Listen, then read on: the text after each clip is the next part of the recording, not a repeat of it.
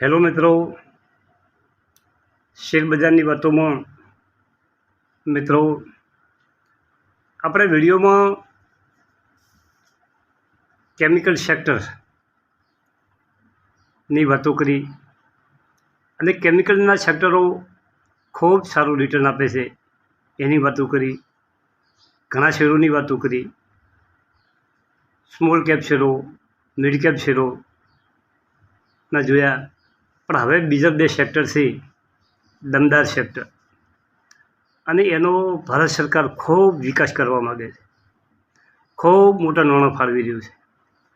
અને આ બે સેક્ટરના સારા શેરો આપણા પોર્ટફોલિયોમાં હોવા જોઈએ. મિત્રો, તમારા પોર્ટફોલિયોમાં ના હોય તો તમે કેટલાક શેરોની હું આજે ચર્ચા કરું એ શેરો તમે નજરમાં રાખો. જ્યારે કોઈ કારણસર બજાર નીચું આવે ત્યારે થોડા 100% એડ કરો. આવનારા સમયમાં ભારત વન વે ચાલવાનું છે અને ભારતીય કંપનીઓ વન વે ચાલવાની છે. એમાં ખાસ કહું તમને ડિફેન્સ સેક્ટર અને રેલવે સેક્ટર. એનું એક જ કારણ છે કે રેલવે સેક્ટરમાં સરકારે ખૂબ મોટું બજેટ બનાવ્યું છે અને સરકાર ખૂબ ખર્ચ કરી રહી છે. આખા દેશના રેલવેના નવા કામ, રેલવેના સ્ટેશનનું નવીનીકરણ, આધુનિક ટ્રેનો, વંદે ભારત ટ્રેનો, મોટું કામ ચાલે છે. અને ભારતનું જે મોદી સાહેબનું સપનું છે 5 બિલિયનનું જે બનાવવાનું છે, વધારેમાં વધારે ત્રીજા નંબરમાં કે પહેલા નંબરમાં આપણું માર્કેટ બનવું જોઈએ ભારતનું, એ સપનું પૂરું કરવા માટે ડિફેન્સ સેક્ટરનો વિકાસ કરવામાં આવશે. અને બારે આપણે ખૂબ હથિયારો પૂરા પાડશું તો જ આપણું સપનું સાકાર થશે. અને ડિફેન્સ સેક્ટર ઉપર સરકારનો ખૂબ ભાર છે. ચલો મિત્રો, આપણે આજે વિડીયોની વાત કરીએ. એમાં કેટલાક ડિફેન્સ સેક્ટરના શેરો અને કેટલાક રેલવે સેક્ટરના શેરોની પણ વાત કરીએ. 3-4 શેરોની ચર્ચા આ વિડીયોમાં કરશું અને બાકીના આવતા વિડીયોમાં કરશું. મહત્ત્વના શેરો 3-4 લીધા છે. વિડીયો પૂરો જોજો. અને જે મિત્રોએ કોમેન્ટ કરી છે તેમને ધન્યવાદ. મારી કોઈ ખામી હોય તો પણ તે પણ દર્શાવતા રહેજો. ધીમે ધીમે શરૂઆત કરજો. થોડી ક્વોન્ટિટીથી તમે તમારો પોર્ટફોલિયો મજબૂત બનાવજો. જેમ બચત ભેગી થાય એમાં 1-2 શેર નોખતા રહેજો. આગળના 5 વર્ષમાં આ સેક્ટરના શેર બનશે મલ્ટીબેગર. મિત્રો, શેર બજારના જાણીતા રોકાણકારોએ કહ્યું છે કે પાછલા 6 મહિનામાં ડિફેન્સ અને રેલવે આ બંને સેક્ટરમાં શેરોમાં જબરજસ્ત રિટર્ન મળ્યું છે અને આગળ પણ તેનું આવું રિટર્ન મળે એવું ભાવિ દેખાય છે. શેર બજારમાં હાલની સ્થિતિ જોતા દિગ્ગજ રોકાણકારો જે સ્ટોકમાં રોકાણો અને સૌથી વધુ ફાયદાની આશા દર્શાવી છે તેમાં સૌથી ટોપ પર છે ડિફેન્સ અને રેલવેના શેરો. આ બંને સેક્ટર પર સરકાર નાણાકીય ખર્ચ વધારી રહી છે. તેવામાં આ બંને સેક્ટર પર સરકારના નાણાકીય ખર્ચનો વધારી રહી છે અને બંને સેક્ટરના શેર આગામી 5-7 વર્ષ સુધી ભારે રિટર્ન આપી શકે એમ છે. મિત્રો, 10 વર્ષ સુધી તમારે જોઈ લેવાનું કે ડિફેન્સ અને રેલવેના શેરો આજના ભાવ તમે લખીને રાખો, તારીખો અને ભાવ લખીને રાખો.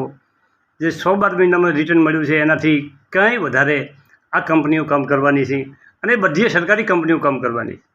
મિત્રો, પ્રાઇવેટ કંપનીઓ કામ કરશે એનાથી સરકારી કંપનીઓ કેટલી છે એ સારું કામ કરે છે. અને ભવિષ્યમાં સરકારી કંપનીના શેરો સરકાર થોડું ઘણું વિચારણી પણ કરી શકે એવું છે. સુધી રિટર્ન આપનારી સાબિત થાય તેવી પૂરી શક્યતા છે. એટલું જ નહીં, ડિફેન્સ અને રેલવે સેક્ટરના શેરો પાછલા કેટલાક મહિનાથી ભારે તેજી જોવા મળી રહી છે. શેર બજાર એક એવી ચીજ છે કે તમારું રોકાણ દિવસે નહીં વધેલું રાતે વધશે. આ બંને સેક્ટરો ઉપર બધાએ દિગ્ગજો બુલિશ છે. તેમનું કહેવું છે કે બંને સેક્ટરના શેરમાં તેજી દેખાઈ રહી છે. હજુ તો શરૂઆત છે મિત્રો. તેમનું કહેવું છે પાર્ટી હજી શરૂ થઈ છે આગળ કમાણી કરાવશે. મિત્રો, મની કંટ્રોલમાં પ્રસિદ્ધ થયેલા અહેવાલ મુજબ 10 વર્ષ સુધી તગડી કમાણી આ બંને સેક્ટરો કરાવશે. સરકાર પોતે આર્થિક ખર્ચ કરી વધારી રહી છે અને મોટો ખર્ચો આ બે સેક્ટરો પાછળ કરી રહી છે. હવે આપણે ડિફેન્સ સેક્ટરની વાત કરવામાં આવે તો કોચિન શિપયાર્ડના શેરમાં 6 મહિનામાં ડબલ રિટર્ન મળ્યું છે. હિન્દુસ્તાન એરોનોટિક 6 મહિનામાં 45%. આ શેર વિશે આપણે સ્પેશિયલ વિડીયો બનાવ્યો છે, તમારે જોવું હોય તો જોઈ લેજો એચયુએલનો વિડીયો. જ્યુપિટર વેગન 1 વર્ષમાં 250%.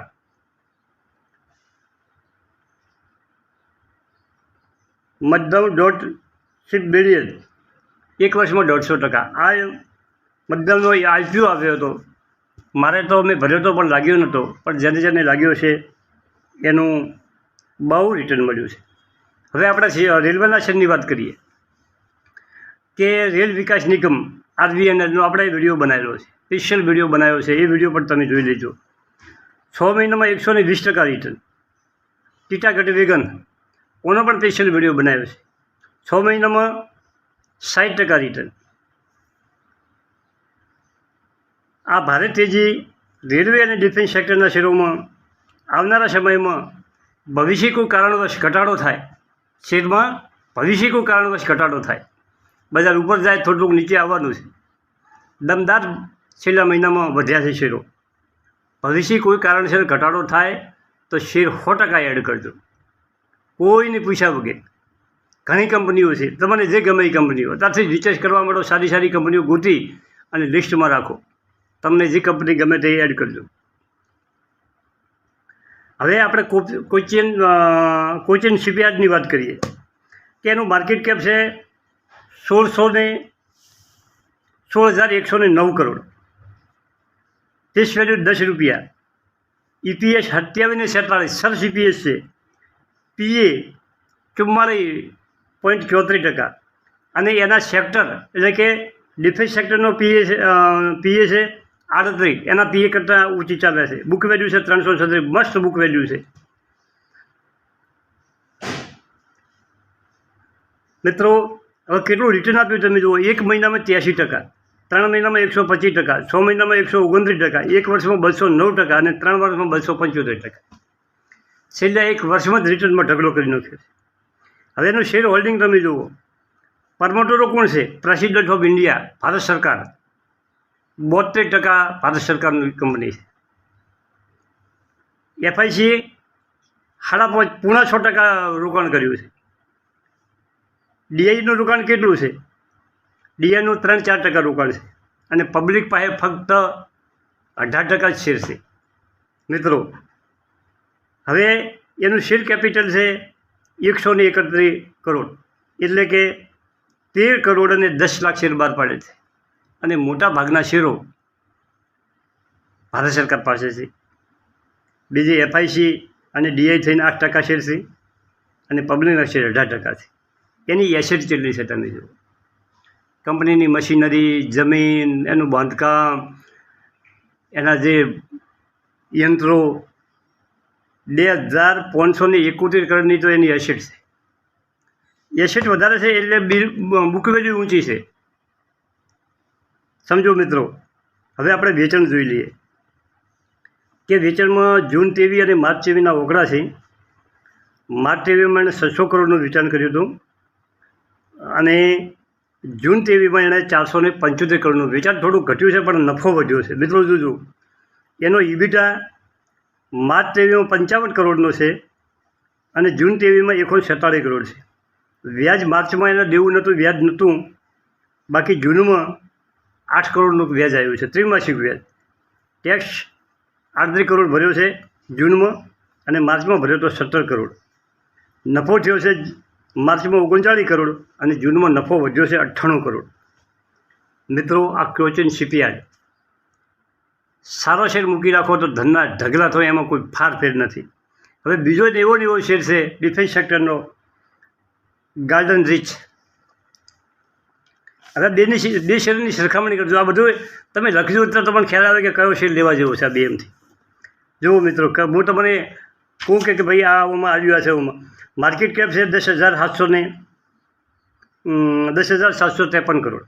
માર્કેટ કેપ પહેલાં કરતાં ઓછું છે. ફેસ વેલ્યુ 10 છે. બેની ફેસ વેલ્યુ સરખી છે. EPS 22.23 છે અને PE 42 છે. એ સરખા જેવા જ છે. સેક્ટરનો PE તો બેનો સરખો જ આવે 38.65. બુક વેલ્યુ 123 છે. બુક વેલ્યુ જે કોચિન શિપયાર્ડની છે એનાથી ઓછી છે. 52 વીક હાઈ 974 છે અને લો છે 300 રૂપિયા. મિત્રો,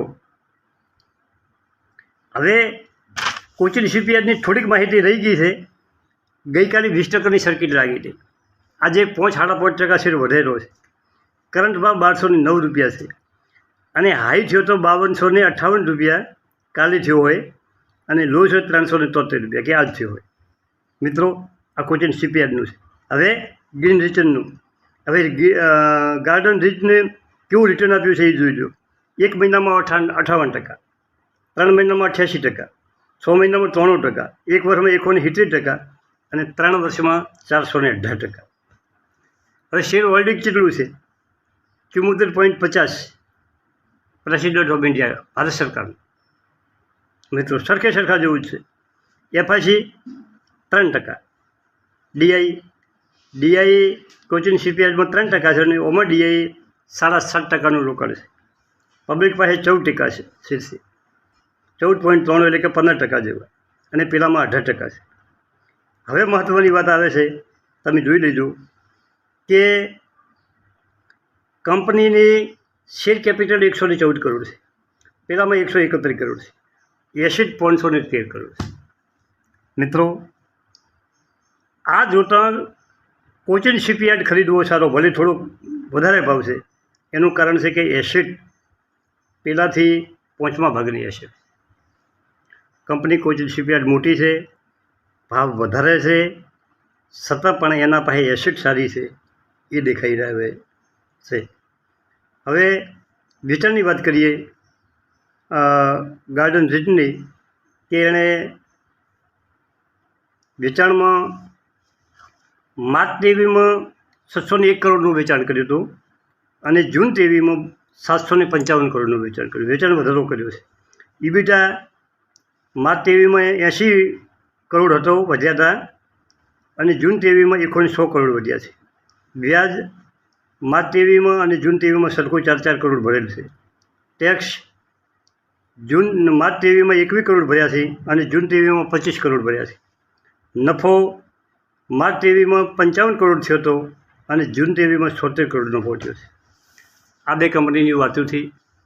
હવે આવતી વખત ટોટલ વિડીયો રેલવેના શેરો ઉપર, નાના શેરો, મોટા શેરો, સ્મોલ કેપ, મિડ કેપ, દસેક શેરોને ગોતી અને ફર્સ્ટ ક્લાસ વિડીયો બનાવવાનો છે. મિત્રો, વિડીયો પૂરો જોજો. થેન્ક યુ, આભાર.